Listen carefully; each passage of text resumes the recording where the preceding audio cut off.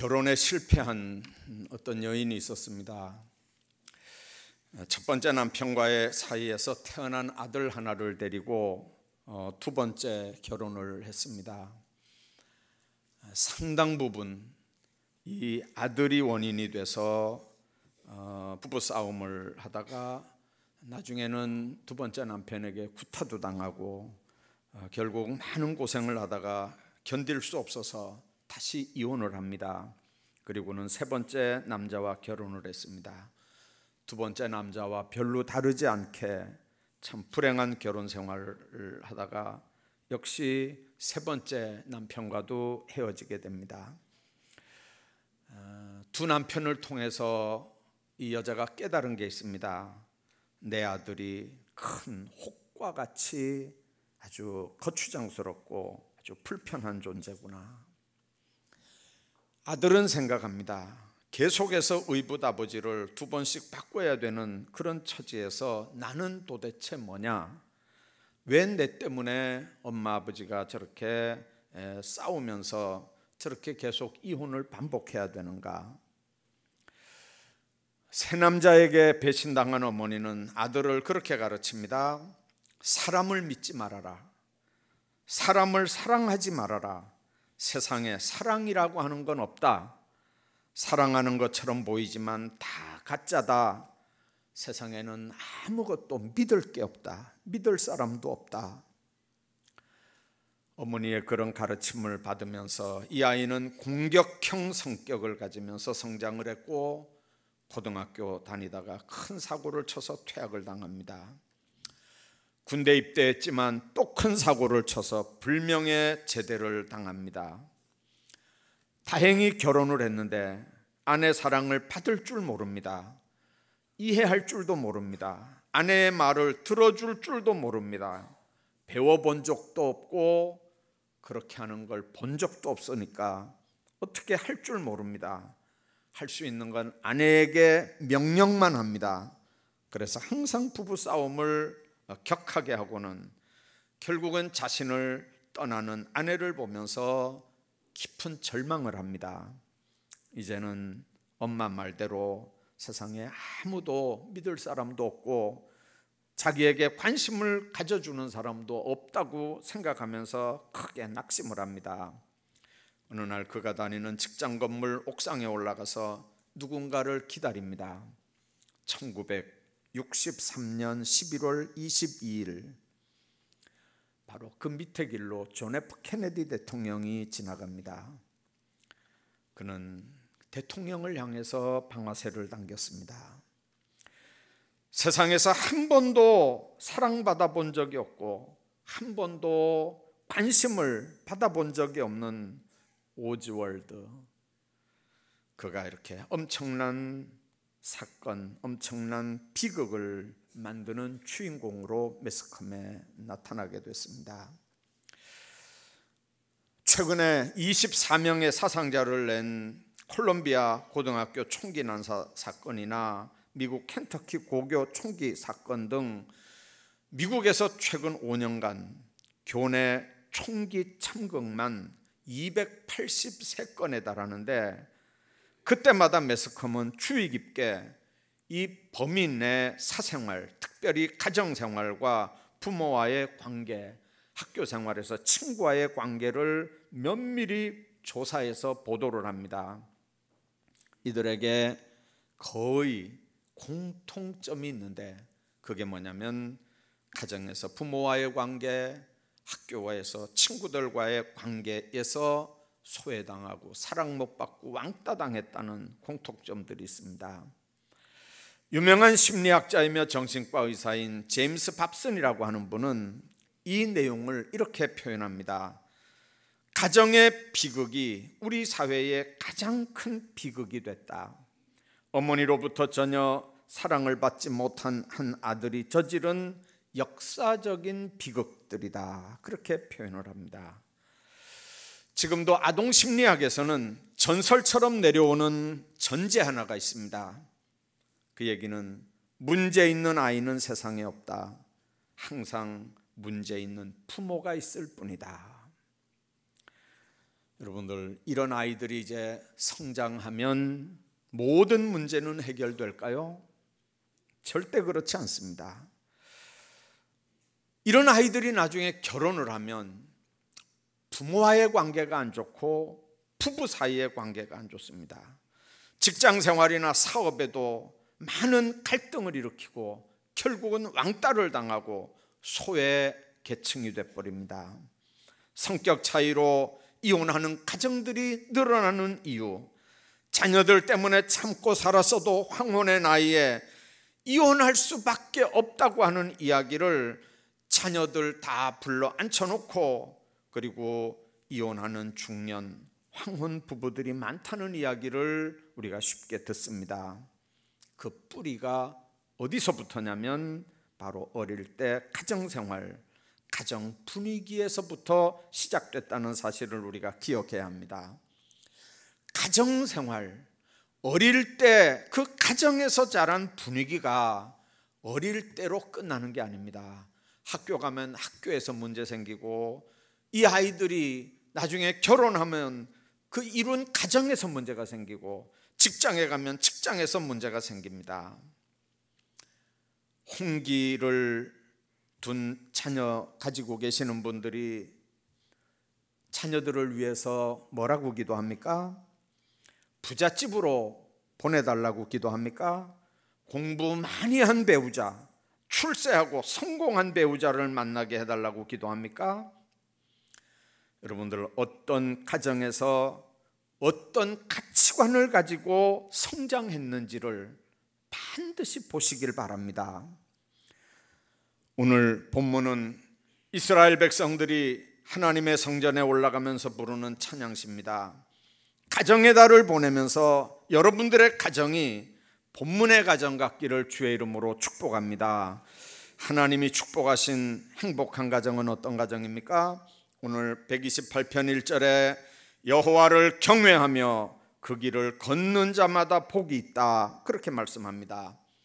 경외한다는 말은 하나님을 공경한다는 말과 하나님을 두려워한다는 두 말이 합쳐진 합성어입니다. 가족 구성원들이 하나님을 공경할 줄 알아야 하지만 하나님을 두려워할 줄도 알아야 되고, 그런 가정이 행복한 가정이 될 수 있다는 게 하나님이 가르치는 말씀입니다.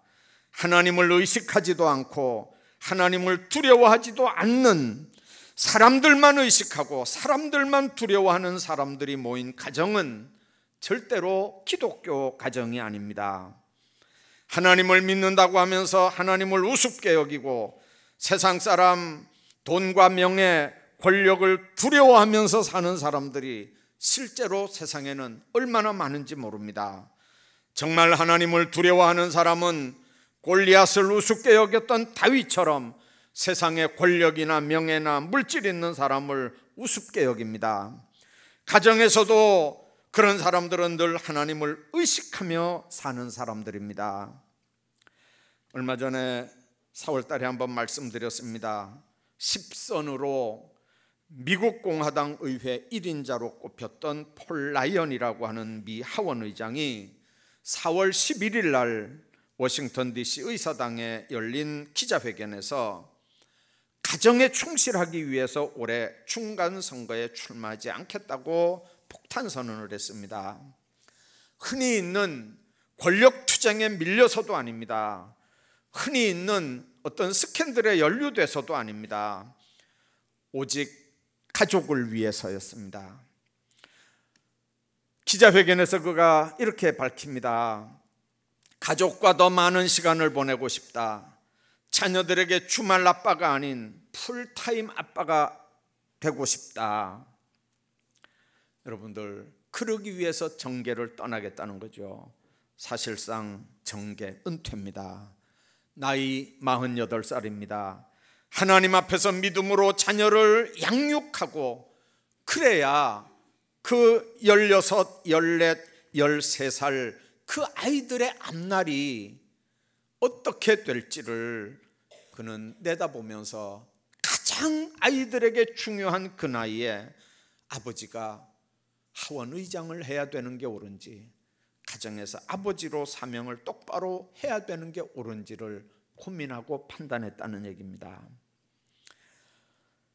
그는 16살 때 알코올 중독자인 아버지가 돌아가셨습니다.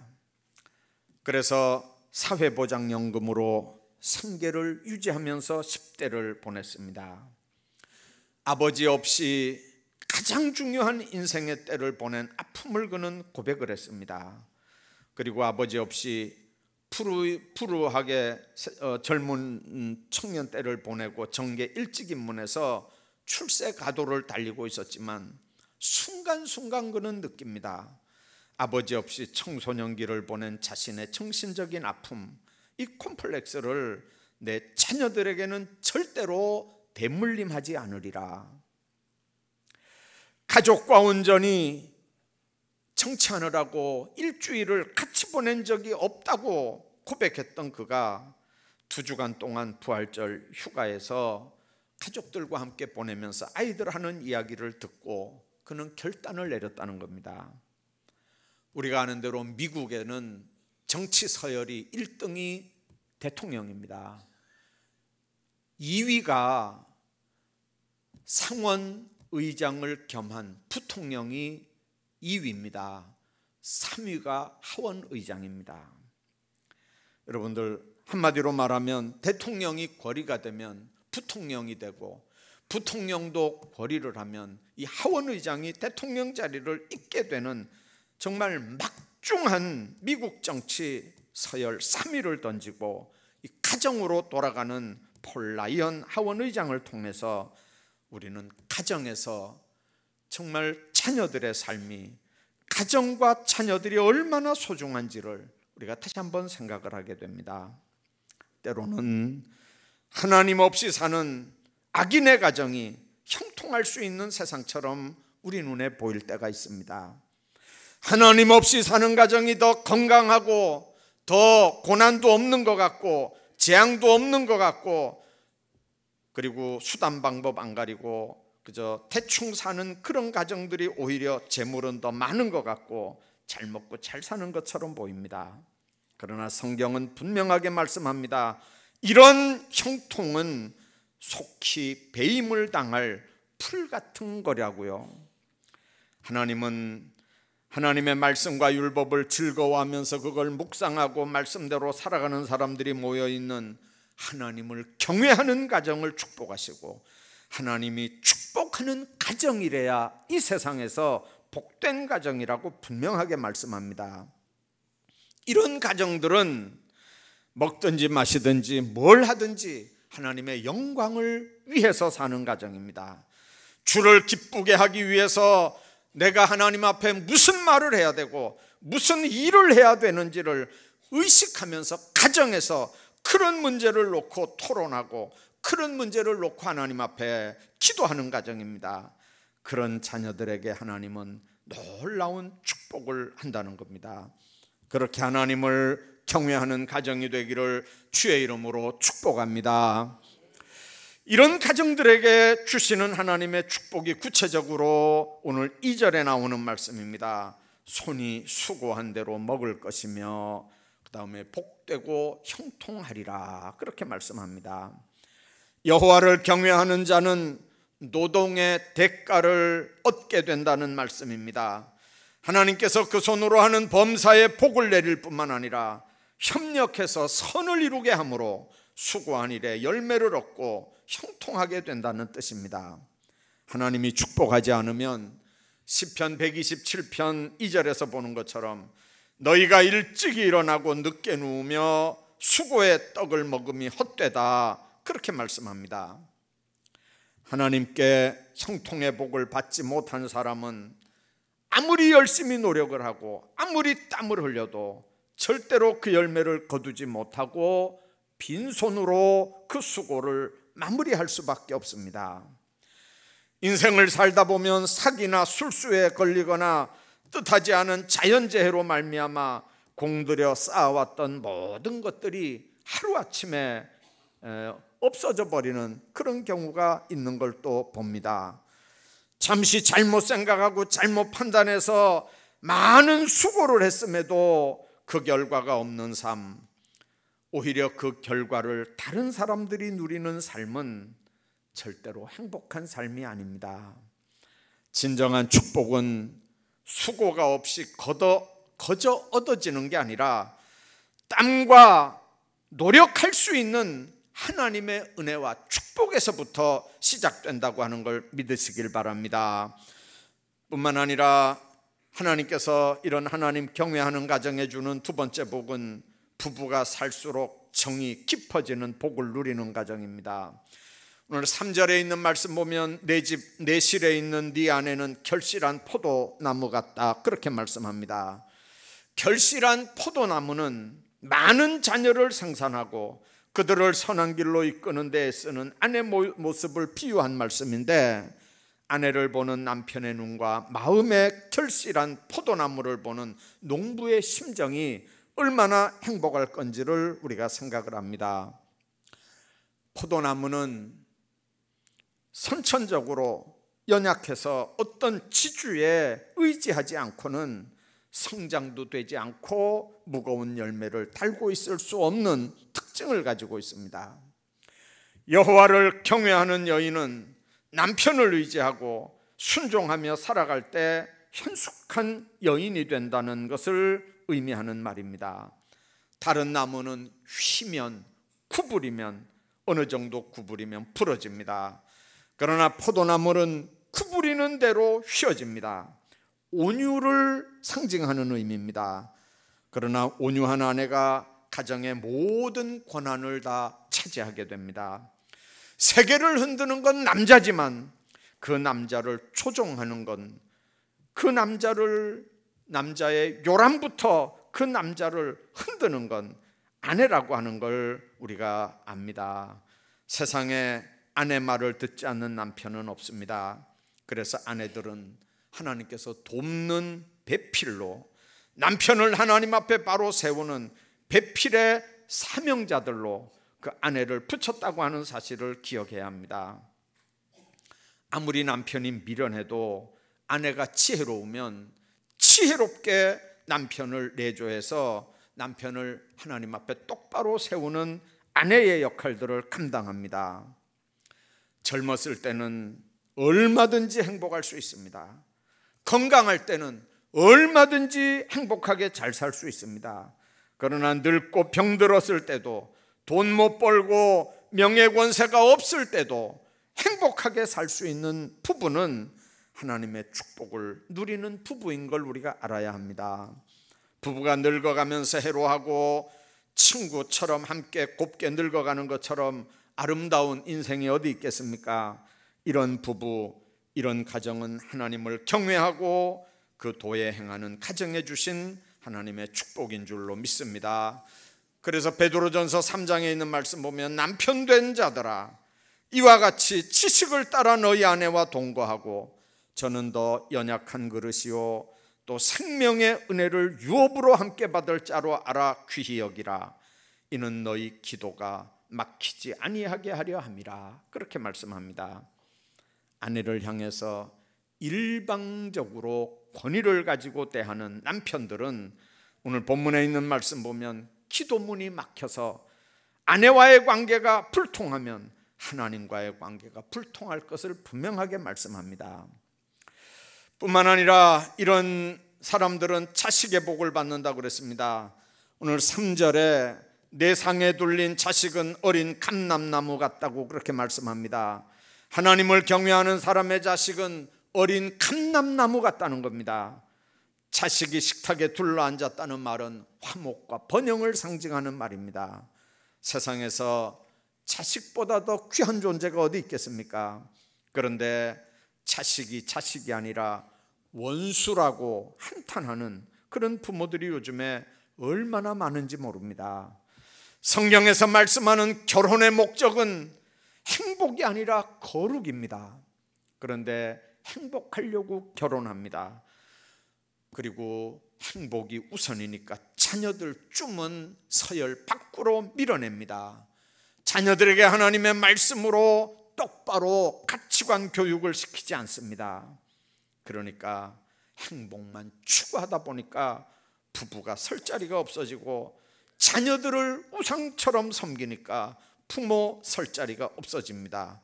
부부 갈등은 두 사람만의 불행이 아니라 그 파급 효과가 자녀들에게까지 미친다고 하는 걸 우리가 기억을 해야 합니다.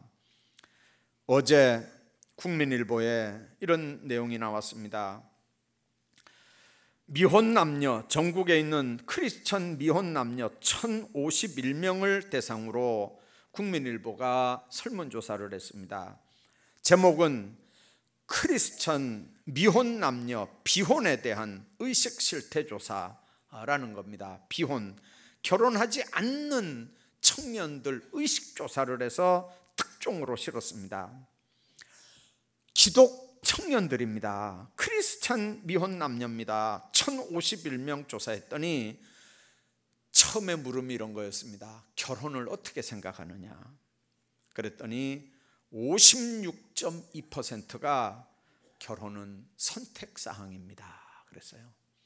그 말은 결혼은 해도 되고 안 해도 되고 꼭 해야 되는 건 아니다 그 말입니다. 결혼은 선택사항이다. 56.2%. 여러분들, 결혼하지 않겠다고 꼭 결혼해야 되느냐? 그런 사람들을 또 조사를 했습니다. 왜 피혼이 가장 중요한 이유냐? 그랬더니 여러분들 29.9%, 약 30%를 뭐라고 대답했냐면 부모의 불행한 결혼 생활을 되풀이하고 싶지 않아서 안 하겠다고 말이에요. 엄마가 결혼 생활하는 거 보니까 시집 가야 될 이유가 없고, 아버지가 결혼 생활을 하는 거 보니까 내가 왜 결혼해서 저렇게 내 인생 다 포기하고 저렇게 희생만 당하고 살면서 저렇게 비참하게 내가 살아야 될 이유가 뭐냐? 내가 결혼할 이유가 뭐냐? 그래서 결혼 안 하겠다고 하는 겁니다. 부모의 불행한 결혼 생활을 되풀이하기 싫어서가 29.9%입니다. 여러분들, 이게 뭘 의미하는 겁니까? 우리는 그냥 다른 것 때문에 결혼 안 하려고 한다고 지금 생각하잖아요. 현재 생활에 만족하기 때문에 25.4%입니다. 넉넉하고 좀 자유롭게 살고 싶어서 19.4%입니다. 나와 맞는 배우자 만나기가 힘들어서 7.5%입니다. 일반적으로 어른들은 어떻게 지금 생각하냐면 젊은이들이 내 집 마련하기 어렵고, 아이들 키우기 어렵고, 아이들 공부시키기 어렵고, 고부관계 현실적인 어려움 때문에 결혼을 포기하는 걸로 어른들은 지금 그렇게 알고 있습니다. 크리스찬 미혼자들이 육아나 결혼 이후에 삶이 힘들어서 결혼 안 하겠다고 하는 거는 7.5%입니다. 집 마련한다든지 결혼 준비 때 한 어려움 때문에 결혼 안 하려고 한다. 집 마련 때문에 1.5%입니다. 이거저거 다 합해봐도 여러분들 전체의 10%밖에 되지 않습니다. 여러분들, 어른들이 생각하는 아이들 결혼 안 하려고 하는 이유 엄청 많은 것 같은데 아이들에게 직접 물어보니까 10%도 안 되는 그런 것 때문에 결혼 안 하는 거고, 엄청 많은 30% 이상이 내가 지금 결혼 생활하는 걸 아이들이 보면서 그것 때문에, 내가 결혼 생활하는 것 때문에 내 아이들이 결혼 안 하겠다고 한다고 하는 걸 여러분들 한번 생각해 봐야 됩니다. 행복한 결혼 생활의 롤 모델을 부모에게서 찾을 수 없다는 게, 이게 결혼 왜 해야 되느냐 하는 첫 번째 문제입니다. 현실적인 문제 해결보다 가치관의 변화가 더 시급하다는 얘기입니다. 부모가 행복한 결혼 생활의 모델을 제시한다면 얼마든지 결혼 안 하겠다고 하는 아이들도 결혼에 대한 가치관을 지금 당장이라도 바꿀 수 있다는 뜻도 되는 겁니다.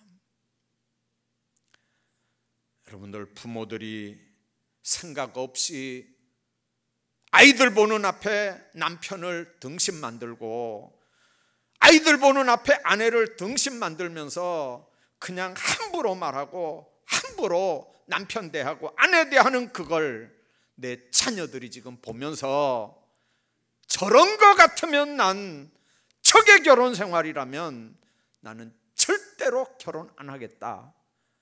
여러분들, 우리가 한번 깊이 생각해 봐야 합니다. 가정생활을 어떻게 했길래 자녀들이 저렇게 결혼 생활할 바에야 결혼 안 하겠다고 하는 자녀들이 늘어갑니까? 오늘 본문에 있는 말씀 보면 내 상에 둘린 자식들은 그렇게 말씀합니다. 어떤 사회학자가 그런 얘기를 했습니다. 가족들이 둥그런 상에 모여서 식사할 땐 이런 일이 없었는데 네모난 상으로 밥상이 바뀌면서부터 가정 문제가 시작이 됐다. 사회학자가 그렇게 지적을 했습니다. 가정에서 네모난 상은 할머니 할아버지가 받는 겸상, 그리고 그 집에서 최고 가장이 받는 독상이 네모난 상입니다. 그리고 죽은 사람 제사상이 네모난 상이었습니다. 그런 거 외에는 네모난 상을 쓰지 않았습니다, 우리나라는. 근데 언제부턴가 동그란 상이 없어지고 네모난 상으로 바뀌면서부터 밥상에 모인 가족 공동체가 이제는 대화가 끊어지고 교훈이 끊어지고 가르침이 끊어지고, 그래서 여러분들, 부모 자식 간에 담벼락이 쌓이고 대화가 끊어지고 한 집에 살아도 식사 자리도 같이 못하고 여러분들 그렇게 되는 가정이 돼버렸습니다. 세상이 그러니까 출근 시간이 다르니까 퇴근 시간이 다르니까 여러분들 얼마든지 그래도 일주일에 한 번 정도라도 두 번 정도라도 얼마든지 가족들이 한 자리에 모일 수 있는데 그게 안 되지 않습니까? 지금 우리 가정이 하나님을 경외하는 가정인지를 점검할 필요가 있습니다. 하나님의 말씀을 같이 읽으면서 같이 밥상을 대하고 앉아서 기도하면서 화목하고 대화하고 같이 걱정하고 같이 기도 제목을 나누면서 정말 가족들이 하나가 되는, 하나님 안에서 하나가 되는 그런 가정이 이 땅에서 최고의 복된 가정이라고 하는 걸 우리가 기억해야 합니다. 오늘 본문에 있는 말씀 보면 자녀들은 어린 감람나무 같다고 말씀합니다. 감람나무는 그 열매나 기름은 음식의 맛을 냅니다. 감람나무 기름을 몸에 바르면 부드러워지고 상처에 바르면 상처가 낫습니다. 성전 안에 24시간 기름으로 등불을 켜고 있는데 그때 켰던 기름이 바로 감람류입니다. 영적으로는 성령을 의미하는 말씀이지만 실제로 감람나무 열매는 식용유로, 약용으로 성전에서 귀중하게 사용됐습니다. 특별히 왕이나 제사장에게 기름을 부을 때 감람류를 썼습니다. 얼마나 귀한 나무 열매입니까? 그런데 내 집 상에, 내 가정에, 내 상에 둘린 자식은 어린 감람나무 같다는 겁니다. 하나님을 경외하는 사람의 가정이 허락한 자녀들이 이와 같이 존귀한 축복을 받는 겁니다. 우리 자녀들이 하나님과 하나님의 성전에서 사람들에게 쓸모있는 유능한 사람이 될 거라고 하는 게 오늘 축복의 말씀입니다. 우리 성도들의 자녀들은 가정에서뿐만 아니라 하나님의 성전 안에서 세상 사람들에게까지 유능하게 귀하게 쓰임받는 일꾼들이 될 수 있기를 주의 이름으로 축복합니다. 왜 한국이 이혼율이 세계 1위입니까? 왜 자살률이 세계 1위입니까? 왜 결혼하지 않겠다는 젊은이들이 이렇게 많습니까? 잘 살아보고자, 어떻게 하든지 잘 살아보고자 그런 것만 신경 쓰고 그런 일들만 해왔습니다. 그러나 어떻게 살아야 되는지, 뭐가 더 중요한지 그런 가치관이 없는, 롤모델도 없는 그런 세상이 돼버렸습니다. 부부간에 어떻게 살든지 말든지, 악덕 기업을 운영하든지 말든지, 부정부패를 하든지 말든지, 사기를 치든지 도둑질을 하든지, 세상 사람들에게 욕을 먹든지 말든지, 돈만 있으면 된다는 정말 행복한 가정의 롤 모델이 없는 세상이 돼서 그렇습니다.